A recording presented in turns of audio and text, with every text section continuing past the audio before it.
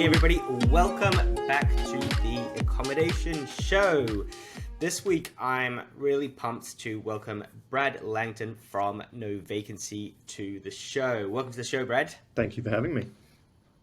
I'm excited because we're going to be talking about all things No Vacancy and why it is an event that people should not miss. So Brad is the CEO of National Media.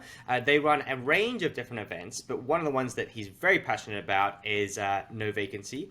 And No Vacancy appeals to people within the hospitality space, but particularly hotels. But it's also relevant to all people that are in accommodation. So even if you're a small short-term rental operator, a service apartment operator, a motel, or if you've got campsites, it's going to be an event where you're going to get incredible value.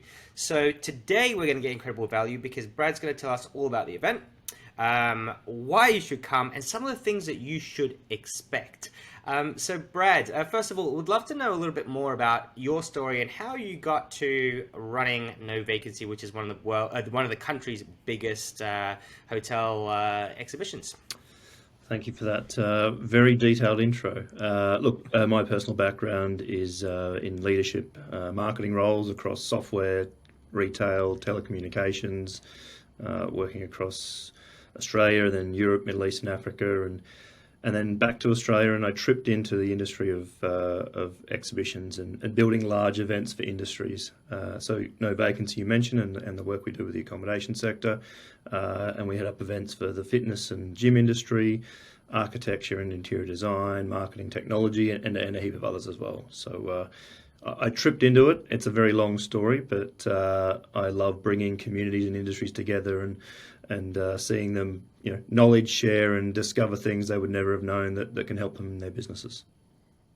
Yeah, and that's one of the biggest pieces of feedback that I've actually had since announcing that I'm speaking at No Vacancy is people going, oh my God, it's so much value, you must go, there's so much to be gained from it. And sometimes I find that when you're not from a particular industry, people go, well, what do you know about hotels? So why should you be playing in this space? But what you're actually doing is you're bringing your skill set and saying, hey, I can add incredible value to community and to building something that a hotelier wouldn't know how to build in general. So what's the thinking behind putting together No Vacancy? Yeah, look, I think where we started with this was we picked up the phone as a team and we spoke to hundreds of accommodation property owners and managers to understand what they were doing in the market, what was missing, how they buy, when they buy, biggest pain points, and hundreds of things come of that. But basically, you have, if I talk about hotels, general managers who are hot property for suppliers, but as a supplier, they want to knock on their door every day. And you're dealing with guest complaints, shortage of staff, an F&B disaster, whatever it may be on that particular day. And meeting a supplier is pretty far down the list. So we provide that platform where, for 2 days under one roof, you can see hundreds of suppliers with all the products you currently have or the services or solutions that you need, but then also things you didn't even know existed. And that could be around sustainability or, you think about COVID and contactless check-in and mobile key and those kinds of things. But we also spent a lot of time speaking to small operators too. So that was equally important for us. It wasn't just about hotel chains. So we talked to holiday parks, people that own and operate serviced apartments, student accommodation, and through that mix as well. And by doing that, we've brought together education for each of those verticals, but also products and solutions. So not everything's for everyone, but there's definitely plenty for everyone, if that makes sense. Yeah, absolutely. It absolutely does. I like that story and that journey of really understanding some of those pain points that people have and how we can solve them. And that's the thing, is that in one day you can go to this event and get the value out of something that might take you a whole year to speak to all the different suppliers, and you can do it in 1 or 2 days at one event, which is amazing. So what should people expect actually? So we go there and you're saying, well, all the suppliers going to be there. Now, how big is this event? And when we walk in, what should people what should they expect? Numbers are one thing, but by scale, it's around 14,000 square metres, if that translates for some, but 2.5 to 3 football fields of suppliers and booths and technology vendors and robots and amenities and everything in between. It's large. I describe it, and I think we've talked about this before, but as kind of a Westfield for an accommodation provider. Imagine walking into an entire Westfield shopping centre, and there's a section, you go through currently a Westfield, and there's a high-end luxury section, and then there's sports and apparel, and so coming through No Vacancy, you've got all those things I mentioned before. It's everything that's relevant to an accommodation provider, from back of house to front of house to guest experience to sustainability, technology, all those areas. So there's that part of it, which is, people tick off hundreds of hours of meetings in a day, as you mentioned. But also the education is really important, and with that comes networking too. So we have 7 different summits that run across the 2 days, and each of those summits provide a different angle of content. So we talked about sustainability. Well, there's an entire track, 6 sessions, panels, solo presentations that is dedicated to running a more sustainable accommodation property. And then we've got things that delve deep down into revenue management, an entire day for marketing, an entire day on hotel technology, and then a special one for small operators as well, where they might not have revenue teams and a head of engineering. It's just you doing it all. And so we have a track where we've got specialists speaking to people about what you can do around revenue or marketing. And I think you're involved in one of those sessions, which is really cool. Yeah, beautiful. And so that's why I wanted to do this episode, Brad, was not to sell the event. I mean, of course we want more people to come in to attend, but I really feel there's a huge amount of value for everybody to actually come and get something out of it. And I also find that sometimes we go to these events and we haven't kind of prepared. And that's where I think we can actually prepare people, say, hey, this is what to expect and this is what's actually happening, rather than turning up on the day and just kind of going for it. Actually, these are people I might want to see. These are speaker sessions that I might be interested in. Oh, I had no idea that you were doing 6 different streams. So I think that preparation gives a huge amount of value for people. And I think the other thing that you were saying the other day was we've got people coming from all over the world to this event.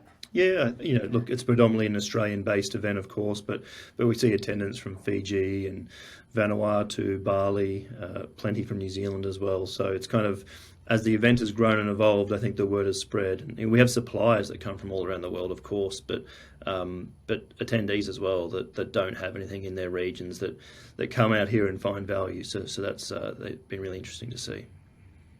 And just going back to the education part, so we've got this opportunity to go and talk to all the different suppliers. We'd probably also have the opportunity to talk to other people that are in the same space or the same industry as us, and particularly in that education space, I can imagine that if you're sitting down, you'd find like-minded individuals that are sitting next to you. Tell me about sort of that, how the education part has grown and how important it is and what people can get out of it. Yeah, so I think you're right.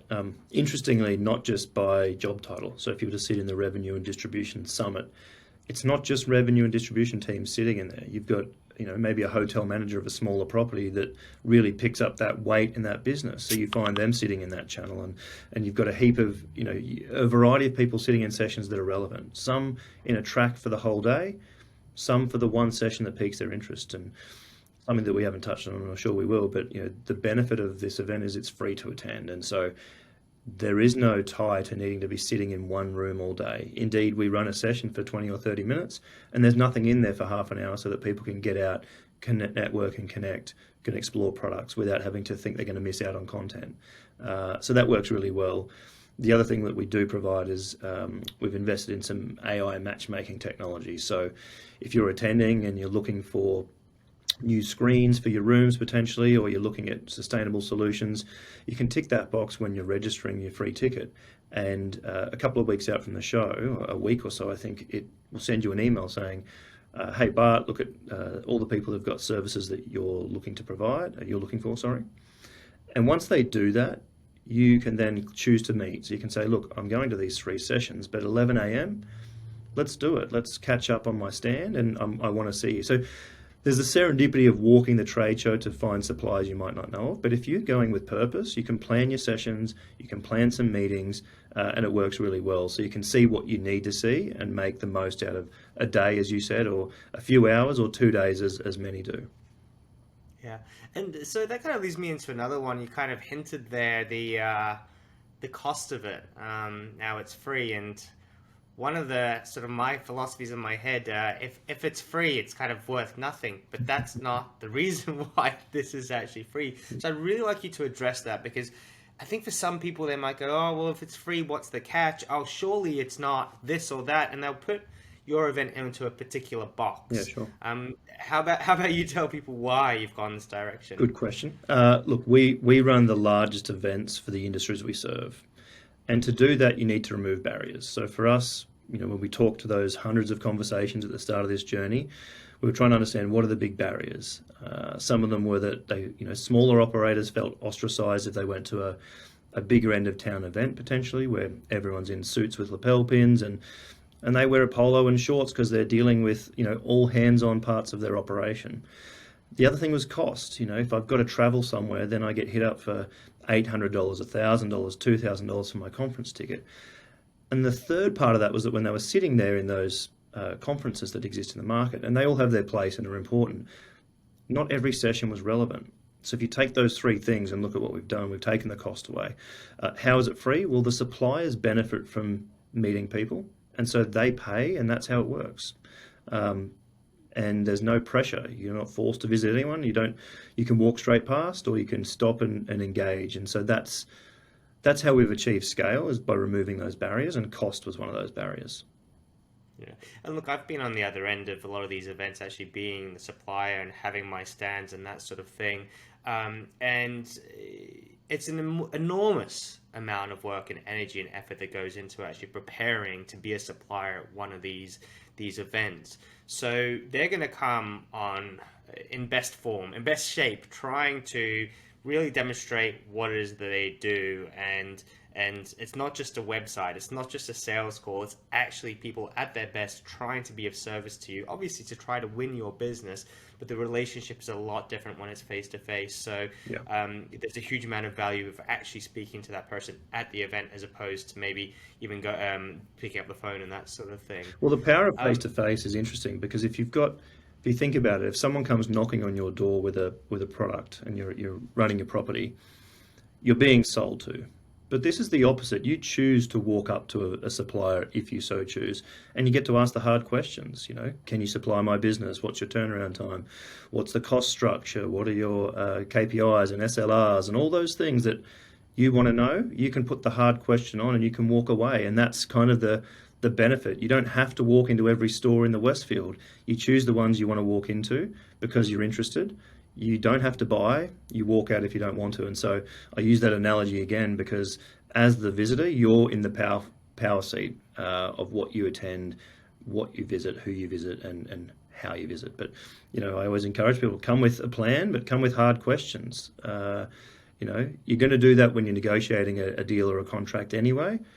So why not do that in person? Face to face is one of the most valuable ways on both sides of a buyer and seller relationship to get ahead.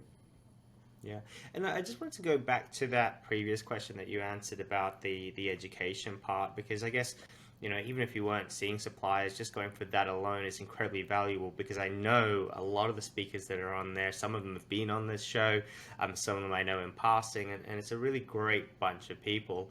One of the things that you had mentioned in the past when we had a conversation was the fact that you've got different, I guess, staff members from different divisions actually coming and sitting down, and they're finding their most relevant stream or that most relevant topic, which is going to come to them. And one of the things that you said, that as a business owner, sometimes like the hotel or hotel manager might say, well, you can't go to that event. You're not going to get enough value out of it to drive it back into the business. Oh, the business is going to spend $1,000, $2,000, $5,000 on this particular event. And that's another one of those barriers that you're trying to cut out, is actually saying, as an owner, you can send all of your staff and all of your people, and it's not going to be prohibitively expensive for that value derived.